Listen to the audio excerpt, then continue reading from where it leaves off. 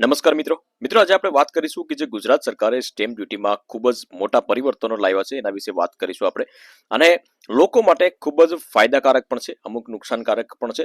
હવે મિત્રો તમે 1 કરોડ રૂપિયાની લોન લો તો પેલા પર્સન્ટેજ વાઇઝ હતું કે ભાઈ પર્સન્ટેજ વાઇઝ તમારે સ્ટેમ્પ ડ્યુટી ભરવાની છે, પરંતુ હવે તમારે ફક્ત 1 કરોડ રૂપિયાની લોન લો તો તમારે 5,000 રૂપિયા મેક્સિમમ તમારે સ્ટેમ્પ ડ્યુટી ભરવાની છે. એ જ પ્રમાણે તમે કોઈ મકાન ભાડેથી તમે આપતા હોય તો એમાં તમે જેટલું પણ ભાડું હોય તો એ પ્રમાણે પેલા પણ 1% થી હતું કે ભાઈ 1% તમારે 1% તમારે આપવાના રહેશે, પરંતુ હવે તમારે ફક્ત 500 રૂપિયા સ્ટેમ્પ ડ્યુટી આપવાની રહેશે અને આ નિયમો જે છે તો એ 10 એપ્રિલથી લાગુ થઈ ગયા છે. તો ખૂબ જ સારા સમાચાર છે અને અમુક છે થોડું ઘણું નુકસાન પણ છે, બરોબર, પરંતુ મોસ્ટ ઓફલી લોકો માટે ફાયદો છે.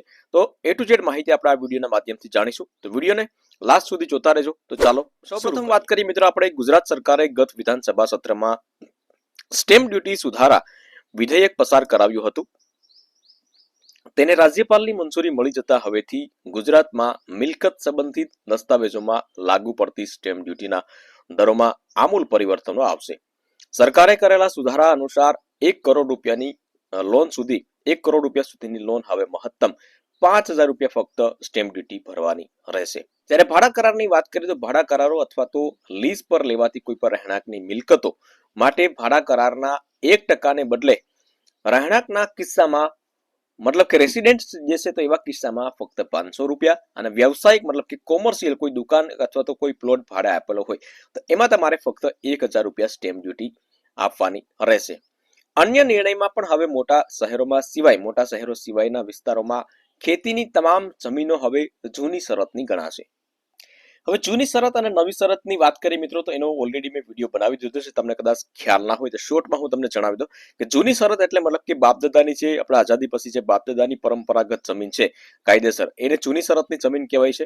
અને નવી શરતની જમીન મતલબ કે 1947-1955માં જે સરકારે અમુક લોકોને, ગરીબ લોકોને, જે જમીન વિહોણા લોકોને જમીન આપી હતી અને એ સરકાર હસ્તક જે જમીન છે અત્યારે ફક્ત તમે વાવી શકો, બરાબર, તો એને જૂની શરતની જમીન, નવી શરતની જમીન કહેવામાં આવે છે.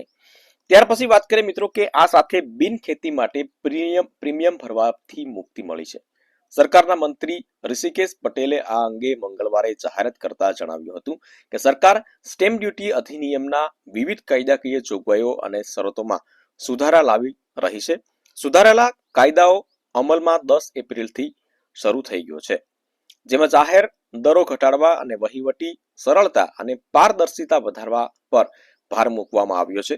તેમણે કહ્યું કે આ જોગવાઈઓથી ઉદ્યોગકારો તેમજ હાઉસિંગ લોન ધારકોના નાણાકીય બોજમાં ઘટાડો થાય તેવો સરકારનો પ્રયત્ન છે. નિર્ણયના પગલે કાનૂની દાવાઓના ઘટાડો થશે. 1 કરોડની લોન સ્ટેમ્પ ડ્યુટી મહત્તમ 5,000 રૂપિયા થઈ ગઈ છે. અગાઉ લોનની રકમ 0.25% અને મહત્તમ 25,000 રૂપિયા હતી. મતલબ કે 25,000 રૂપિયાની જગ્યાએ હવે ફક્ત 5,000 રૂપિયા તમારે સ્ટેમ્પ ડ્યુટી આવશે. 10 કરોડથી વધુની લોન હોય તો એમાં હિપોથેકેશન દસ્તાવેજો પર સ્ટેમ્પ ડ્યુટી 0.25% લેખે વસૂલાતી. મોર્ગેજ રકમના 0.50% હતી.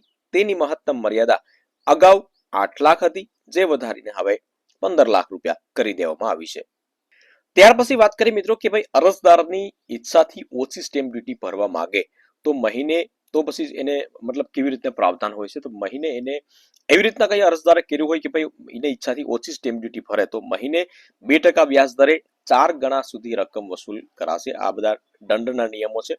સુધારામાં વારસદારો માટે શું જોગવાઈ છે તો એના વિશે પણ વાત કરીએ તો કે ભાઈ આનુવંશિક મિલકત સંબંધિત હક દસ્તાવેજોમાં ખામીઓ સુધારવા માટે અથવા તો મૃત્યુ પામેલ પુત્રીના વારસદારો માટે હવે માત્ર ને માત્ર 200 રૂપિયાની સ્ટેમ્પ ડ્યુટી નક્કી કરવામાં આવી છે. મતલબ કે 200 રૂપિયાની સ્ટેમ્પ ડ્યુટીથી તમારે વધારે કોઈ ખર્ચો નહીં આવે, પુત્રીના વારસદારો માટે છે. આમાં ઘણા બધા લોકોને એવું હશે કે ભાઈ કે એકથી વધારે બેંકની અંદર પણ લોન લીધેલી હોય તો એવા માટે શું પ્રાવધાન છે, તો એવા લોકો માટે પણ પ્રાવધાન છે. તો એકથી વધુ બેંકો પાસેથી લોન કેસોમાં અલગથી વ્યવસ્થા કરવામાં આવી છે. શું વ્યવસ્થા કરવામાં આવી છે? જેમાં સ્ટેમ્પ ડ્યુટીની મહત્તમ મર્યાદા 75 લાખ રૂપિયા સરચાર્જ સિવાય રહેશે. અતિરિક્ત ગીરોના કેસોમાં ગીરવે મુકાયેલી વધારાની મિલકત સામે વસૂલાતી સ્ટેમ્પ ડ્યુટીને બદલે હવે માત્ર નિશ્ચિત 5,000 રૂપિયા કરવામાં આવી છે. અરજદાર સ્વૈચ્છિક રીતે સ્ટેમ્પ ડ્યુટી ભરવા માંગે તો અરજદાર પોતાની ઈચ્છાથી ઓછી ભરાયેલ સ્ટેમ્પ ડ્યુટી ભરવા માંગે તો દર મહિને 2% વ્યાજ દરે મહત્તમ 4 ગણા સુધી રકમ વસૂલ કરવામાં આવશે. આ ઉપરાંત સ્ટેમ્પ ડ્યુટીની ચોરીના કેસોમાં સિસ્ટમ દ્વારા પકડાય તો દર મહિને 3% દંડ અને 6% મહત્તમ 6 ગણા સુધી રકમ વસૂલવાની જોગવાઈ કરવામાં આવી છે. આ નવો નિયમ છે, બરાબર. આ નુકસાન છે કે ભાઈ સ્ટેમ્પ ડ્યુટી તમે ઓછી ભરો અને સિસ્ટમની અંદર જો પકડાય તો આ પ્રમાણનો દંડ થઈ શકે છે. 3% મહિને દંડ અને 6 ગણા સુધી રકમ જે છે વસૂલ કરવાની જોગવાઈ છે. સુધારામાં ભાડા કરાર માટે શું જોગવાઈ છે? 1 વર્ષથી ઓછા ભાડા કરાર માટે હવે રહેણાંક માટે 500 રૂપિયા અને વ્યવસાયિક માટે 1000 રૂપિયા સ્ટેમ્પ ડ્યુટી લાગુ રહેશે. મતલબ કે તમે 11 મહિનાનો કરાર કરાવશો તો તમને ફક્ત રહેણાંક માટે 500 રૂપિયા અને કોઈ દુકાન કોમર્શિયલ હોય, પ્લોટિંગ હોય તેમાં 1000 રૂપિયા તમારે સ્ટેમ્પ ડ્યુટી ભરવાની રહેશે. દસ્તાવેજો ન આપવાથી ડ્યુટી બાકી રહે તો શું કરવું? કારણ કે બની શકે કે ભાઈ બેંકની અંદર લોન હોય તો તમારે દસ્તાવેજ તમે જ્યાં સુધી ક્લોઝ લોન ન કરો ત્યાં સુધી તમને ન આપે તો બેંકો અથવા નાણાકીય સંસ્થાઓ દ્વારા દસ્તાવેજો ન આપવાથી ડ્યુટી બાકી રહે તો એ ડ્યુટી સંસ્થા દ્વારા ચૂકવવી ફરજિયાત છે. મૂળ દસ્તાવેજ ઉપલબ્ધ નથી અને ઓછી ડ્યુટી ભરાય તો તે ડ્યુટી વસૂલ કરવામાં આવશે. તો આ પ્રમાણના નિયમો જે છે સ્ટેમ્પ ડ્યુટીને લઈ અને ગુજરાત સરકારે બહાર પાડ્યા છે મિત્રો, જે તમારે જાણી લેવા ખૂબ જ જરૂરી હતા. વિડીયો ગમ્યો હોય તો વિડીયોને એક લાઇક જરૂરથી કરી લેજો, શેર કરજો અને ચેનલ ઉપર નવા આવ્યા હોય તો ચેનલને સબસ્ક્રાઇબ જરૂરથી કરી લેજો.